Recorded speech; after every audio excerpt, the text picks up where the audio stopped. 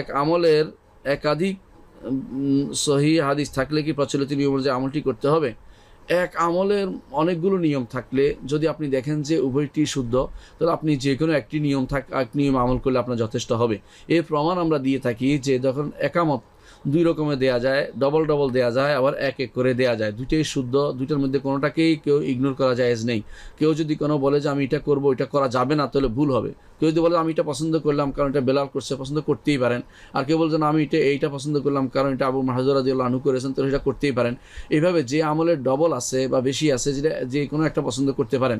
যেমন দোয়াউল ইস্তিফতাহ বা সালাতের শুরুতে যে দোয়াগুলো আছে, কেউ যদি সুবহানাকাল্লাহুম্মা পড়ে, সেটাও জায়েজ আছে, এটা সহিহ হাদিস দ্বারা প্রমাণিত। কেউ যদি বলে না আমি বা'দ বাইনি ওয়া বাইন আল্লাহুম্মা বা'দ বাইনি ওয়া বাইনা খাতায়া কামা বা'দতা বাইনাল মাশরিকি ওয়াল মাগরিব পড়বে, সেটাও জায়েজ আছে। ইন্নী ওয়াজ্জাহতু ওয়াজহিয়া লিল্লাযী ফাতারাস সামাওয়াতি, এটাও জায়েজ আছে। সুতরাং কেউ যদি একটাকে নির্ধারণ করে বাকিগুলোকে ইগনোর করা, এটাকে হাদিসকে অস্বীকার করা নামান্তর। আর এটা করবেন না, বরং আপনি বলবেন যে আমি কাছে এটা প্রাধান্যপ্রাপ্ত মত, হাদিস যেহেতু শুদ্ধ আমি এটাকে প্রাধান্য দিচ্ছি, এটা তিনি আমল করতে পারেন। অথবা তিনি কখনো এটা আমল করতে পারেন। অথবা তিনি বলতে পারেন যে আমি হাদিস শুদ্ধ কিন্তু এটা আমল করছি, এই জন্য নিয়ম এক নিয়মে আমার দেশ চলার জন্য রাষ্ট্র প্রদান করতে একটা নিয়মকে বেঁধে দিতে পারেন। এগুলিতে কোনো বাধ্যবাধকতা করা ঠিক নয়। এগুলির কারণে পরস্পর মনোমালিন্য তৈরি করা কখনো সঠিক কাজ নয়। এটা যেন না হয়, বিষয়টি আমাদের খেয়াল রাখতে হবে যে যেখানে সহিহ হাদিস আছে এবং দুটি মত আছে, সেখানে পরস্পর বিরোধিতা করা, পরস্পরের একে অপরের বিরুদ্ধে লেগে যাওয়া এবং এর কারণে মসজিদ ভাগাভাগি করে ফেলা, এর কারণে একে অপরকে পথভ্রষ্ট বলা বা একে অপরকে নিজেকে বেশি আল্লাহ নিকটতম বান্দা মনে করা, অথবা নিজে একমাত্র তিনি নাজাতপ্রাপ্ত দল মনে করা, এটা শুদ্ধ নয়। কিন্তু ওই জায়গাতে যেখানে দুর্বল হাদিসের বিপরীতে সহিহ হাদিস আপনি দেখছেন, সেখানে অবশ্যই সহিহ হাদিস নিতে হবে। আর যেখানে আপনি সহিহ হাদিসের বিরুদ্ধে কিয়াস নিয়ে আসে, সেখানে অবশ্যই আপনাকে সহিহ হাদিস নিতে হবে। এটা আপনি আমাদের বুঝে নিতে হবে। আশা করি বিষয়টি বুঝতে পারছেন। এই জন্য আমরা অনেককেই নিষেধ করি যে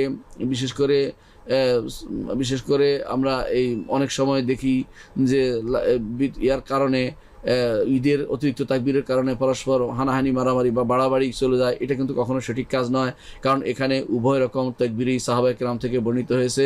রাসূলুল্লাহ সাল্লাল্লাহু আলাইহি ওয়াসাল্লাম থেকে সরাসরি বিশুদ্ধ কোনো কিছু আসেনি। যেটাও যদি ইমাম বুখারী রাহমাতুল্লাহ আলাইহি বলেছেন যে আসাহু মা ফি হাদাল বাব, তিনি এটা পছন্দ করেছেন যে 12 তাকবীরটা, সেটাও আবার মতভেদ হয়েছে।